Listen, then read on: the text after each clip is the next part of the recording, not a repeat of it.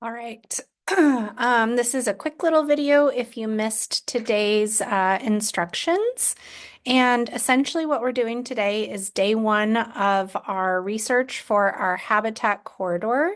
You and your partners are going to create and design a habitat corridor for Oregon deer and elk.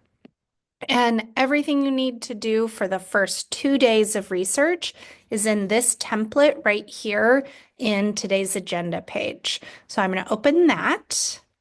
And the very first thing you'll do is make a copy of it and then share it with whoever is in your group. So you all want to be working on the same document. So if you weren't in class, definitely check in with me if you haven't already, or if we haven't already decided who your partner is going to be. So the intro just kind of gives you the gist of what we're doing today. Here's a map that shows you areas of high density for collisions. So for example, like right around Bend, we have a whole lot of collisions and animal deaths due to animals crossing the road and not having a safe place to do it. So what your job is on day one is to decide within your group, like let's say if you have a group of 2 or 3 or 4, whatever the case may be, decide who's going to do which research for day one. It doesn't matter. Just choose a person and someone should do day one, or sorry, someone should do person one, someone should do person two. As you're going through the resources, your job is to think about how does this help me to either do research on a habitat corridor, or how does this help me to explain why deer, elk, and other organisms in Oregon might need a habitat corridor. It also might have to do with, like, for example, on day two, what are some needs of the organism? So you guys are going to be looking at white-tailed deer, black-tailed deer, and Roosevelt elk. So you can see here, these are some of the questions that you're going to be answering on day two. So what are the needs of the animal? Where does the animal live? What kind of habitat do they have? What kind of obstacles do they have? Like what kind of roads are they trying to cross? That sort of thing.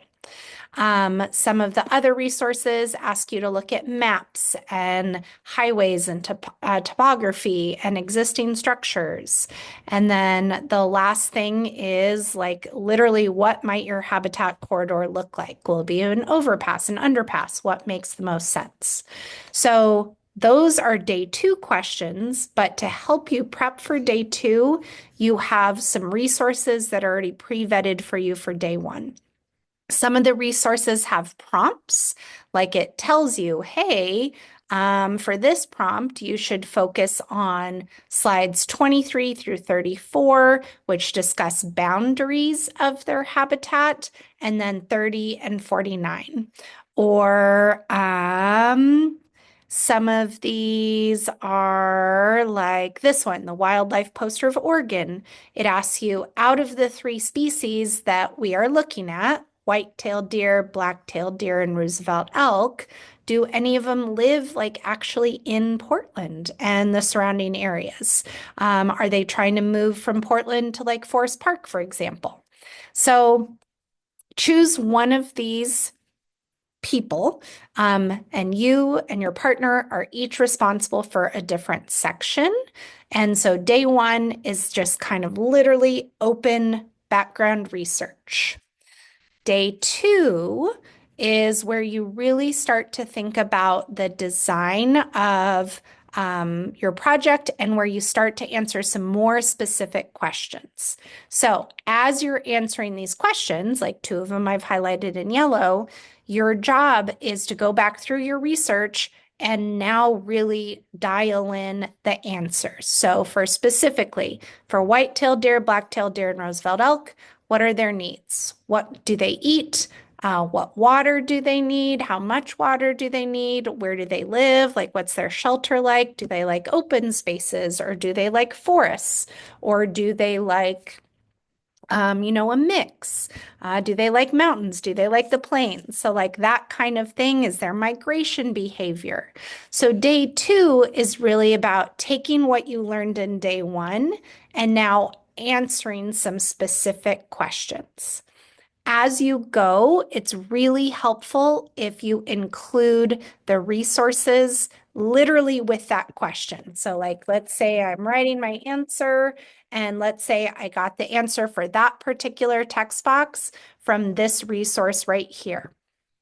What we want you guys to do is use this resource and use something called like a citation machine or something like that to turn this into a correctly cited resource for that question. It's helpful if you just do it right there on the spot. So that way, when you go put together your final project, everything is there, the answer with your resources. So day two, you'll go through, you'll answer these questions. And then on day two, you might start your final project. So final project looks like this. If you're in a group of two, for example, probably the most important thing you'll do is a combo of maybe the purple, which is species criteria, and probably species challenges. Maybe if you wanted to do like species criteria and location, that would be okay too. If you're in a group of three, for example, for sure do the first three. So species criteria, species challenges, and location. Don't worry about design. So if you're only in a group of three, just skip the design section. What your final project will look like, just a real quick little snapshot of what that will be, is a slideshow. So here's a reminder of everything that you need to have in your slideshow as far as format goes, what we're looking for, and then you'll make a copy of the slideshow and then just start filling out the content. But that's for day three. That's down the road. I just wanted to give you a heads up of kind of what you're working on the first few days that you're absent, or first few days potentially that you came late to class or whatever the case may be. If you just needed a refresher, there's your refresher. And check your email because some of you may have gotten an email from group members that you've been assigned to work with. So if there was like one person absent, I just kind of plopped them into a group that didn't have 4 people yet. But if we've already talked about who your partner is, you can ignore that last little comment. Hopefully this was helpful, and I am happy to answer questions. If you have any questions, feel free to email me, but it's really important that you start working on day 1 and day 2 research, and then start putting together your presentation once you have that done. Good work.